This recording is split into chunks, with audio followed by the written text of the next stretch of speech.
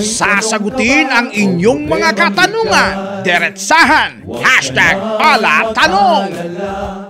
Pagkat may pala. Tanong mula kay Nikki K. Yun nga po, tanong po mula kay Nikki. Alright. Magandang hapon po, Chief.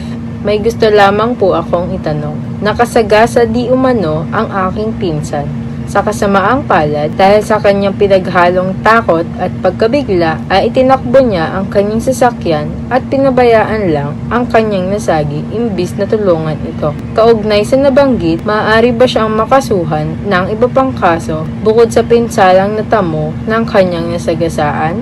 Maraming salamat po. Naku, JC, nakakaawa yung biktima tinakbuhan. Napanood ko yung babaeng kaminera sa Paranaque, no? Nasa gilid naman yung nagwawalis, yung nagtagalinis.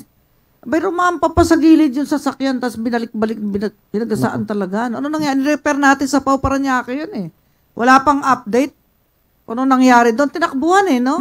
Hindi ko alam kung na-identify yung ano doon.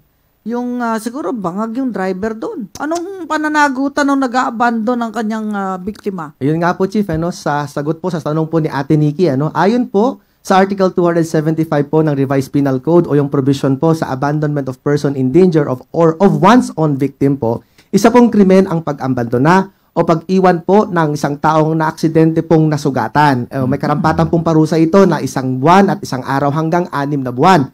Ang basehan po ng kaso ito ay ang kasunod po na akto na pag-iwan o pag-abandona. So, kaugnay din po dito, sinabi rin po ng Korte Suprema sa kasong Lamera versus Court of Appeals na dinesisyonan po noong June 5, 1991, ay pwede pong makasuhan ng magkahiwalay po na kaso ang taong naka-aksidente ng reckless imprudence resulting in homicide or physical injuries as the case may be at abandonment of victim under 275 po ng Revised Penal Code. Alam nyo, pag po merong aksidente, plain accident, sabihin nyo na, inandepensa nyo, may civil aspect pa rin yun eh. Yes.